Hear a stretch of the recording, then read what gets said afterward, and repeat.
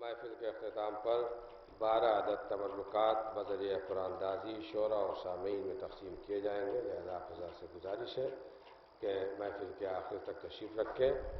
اور اب ہمارے مہمان شاعروں میں جناب سلیم علام پوری صاحب یہاں تشریف فرما ہے، اور جناب نایاب اللوری صاحب کبھی ہوا کرتے تھے بیرونی شاعر لکھنؤ کے لیے، اب تو بہرحال یہ کہ ہمارے ساتھ ہیں، مقامی ہے، ہم لوگوں کا حق بنتا ہے، اس لیے وہ یہاں تشریف لائے ہیں۔ تو میں گزارش کر رہا ہوں جناب ذکی بھارتی صاحب کی خدمت میں کہ وہ یہاں تشریف لے آئیں جہاں کہیں بھی ہوں، اور قبل اس کے کہ جناب ذکی بھارتی صاحب تشریف لائیں، میں گزارش کر رہا ہوں جناب فدوی نقوی صاحب کی خدمت میں کوئی تشریف لائیں اور اپنے کلام سے نوازیں۔ ذکی بھارتی صاحب تشریف لے آئیں، لہذا میں ان سے گزارش کر رہا ہوں۔ اللہم صلی اللہ علیہ وسلم۔ وقتوں کی کافی کم ہے اور ہمارے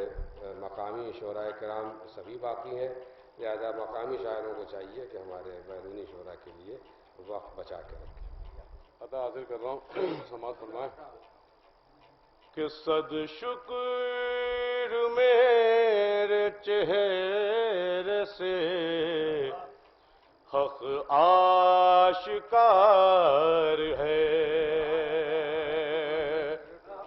شیعہ ہوں لوگ بھی مجھے شیعہ سمجھتے ہیں، شیعہ ہوں لوگ بھی مجھے شیعہ سمجھتے ہیں، اور یہ بات اپنی ماں سے ذرا پوچھ کر بتاؤ، کیوں دشمن علی تمہیں اچھا سمجھتے ہیں، کیوں دشمن علی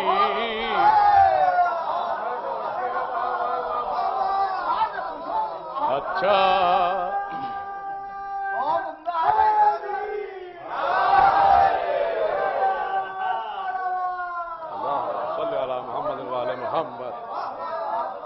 میں ایک گزارش کر رہا ہوں،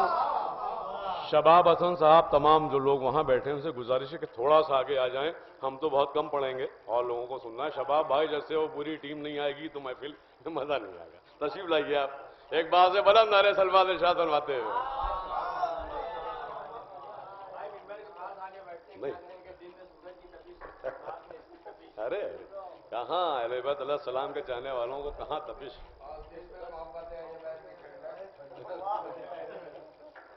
دیکھیے ہمیں بہت خوشی ہے کہ ہمارے مولانا ممتاز صاحب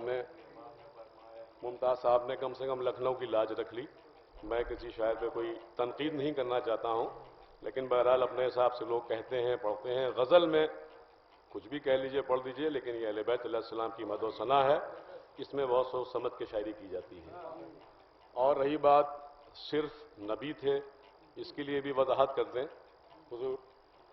کہ اہل بیت علیہ السلام نہ ہوتے دنیا نہ ہوتی، کیونکہ پروردگار نے فرمایا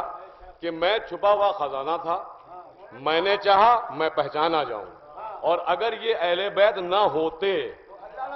اس کا مطلب یہ کہ اہل بیت علیہ السلام موجود تھے، پنجتن پانچ پورے، صرف نبی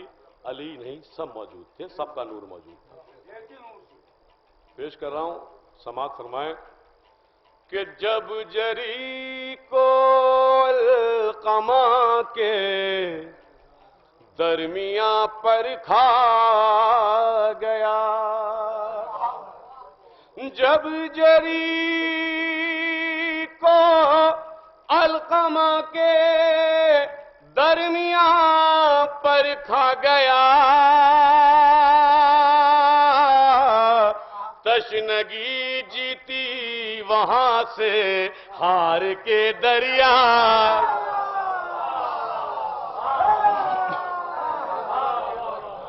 تشنگی جیتی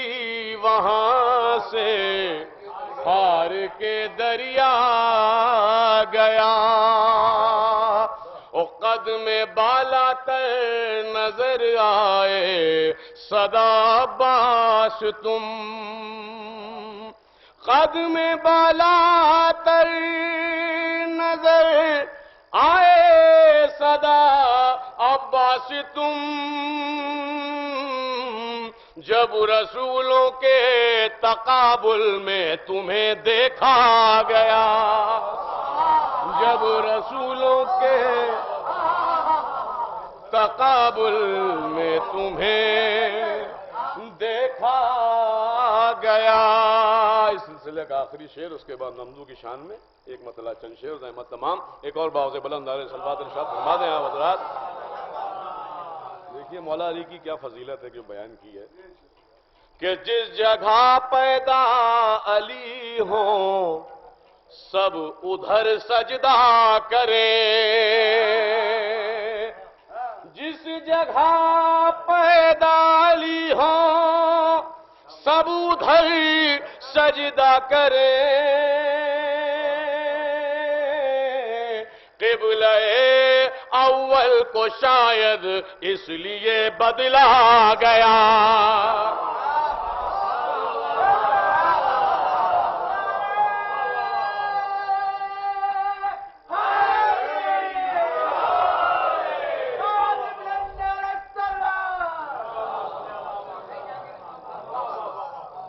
مطلب چند شعر ہمیں لگتا ہے زیادہ ہو جائیں گے، بس دو قطعے اور پڑھ دوں بس۔ ایک باوز بلند نعرہ صلوات ارشاد فرما دیں۔ آپ لوگوں کو وقت بھی تو دینا ہے، ابھی تھوڑی ہم ہی کو پڑھنا ہے۔ ایک اور باوز بلند نعرہ صلوات ارشاد فرما دیں۔ قرآن کی زبان سے بیاں ہو تو بات ہے، قرآن کی زبان سے بیاں ہو تو بات ہے، میں کیا کروں بیان جو عظمت حسن کی ہے، میں کیا کروں بیان جو عظمت حسن کی ہے، او ہر ایک کو خدا کی ضرورت ہے ہر قدم، لیکن میرے خدا کو ضرورت حسن کی، لیکن میرے خدا کو ضرورت حسن کی ہے۔ دو شعر آپ کا بھی قطع پڑھوں گا، مجھے یاد ہے ذرے صاحب جہاں موجود ہیں وہاں مجھے ایک قطع پڑھنا ضرور ہے۔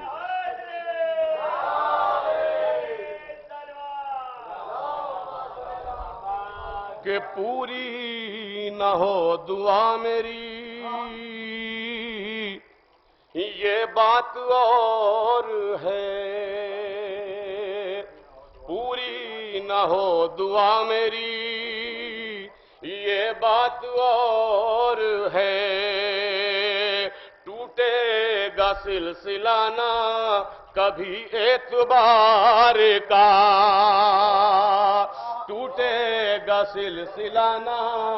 کبھی اعتبار کا، میں حال دل سناؤں بھلا کیا حسن کو جب وہ حال جانتے ہیں دل بے قرار کا، کہ وہ حال جانتے ہیں دل بے قرار کا۔ ایک اور باوز بلند نعرہ صلوات ارشاد فرما دیں۔ بس یہ آخری قطع وہ بھی ذرے صاحب کی وجہ سے پیش کرے، ہاں بس وہی والا قطع جی جی جی، جہاں ذرے صاحب ہوں اشارہ کر دیتے ہیں کہ وہ پڑھنا ہے۔ سورج کی بات کرے، ذرے کو یہ ہے کہ وہ سورج کی بات کرے، بالکل صحیح۔ رحم کھا کر اسے چلو میں جگہ دی ورنہ، رحم کھا کر اسے چلو میں جگہ دی ورنہ، پاؤں عباس کے چھونے کو ترستا پانی، کہ پاؤں عباس کے چھونے کو ترستا پانی، حکم دے دیتا اگر چاندی بنی ہاشم کا، اسی تپتے ہوئے سورج سے برستا پانی، اسی تپتے ہوئے سورج سے